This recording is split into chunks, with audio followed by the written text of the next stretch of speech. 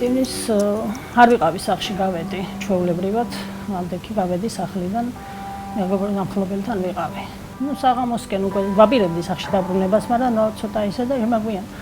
ჩემმა შვილმა დამირეკა, რომელიც მანქანით მოძრაობდა და მითხრა რომ ვაკეში არის ძალიან საშინელი წვიმაო და სახლში ხო არ ახარო.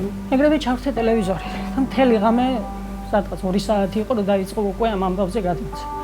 როგორც კი დავინახე რომ ზოოპარკი და ესე უკვე მივხვდი რომ მადლობა ღმერთს რომ სახლში არ ავარ კი უკვე ეს ვიფიქრე.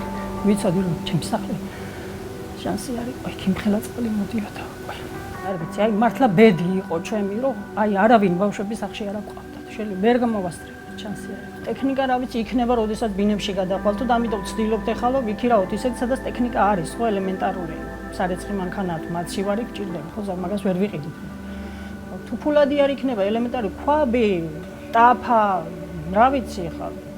რა ბალიში, აი ბალიში ვერ ვიშობ, რასაც ქვია.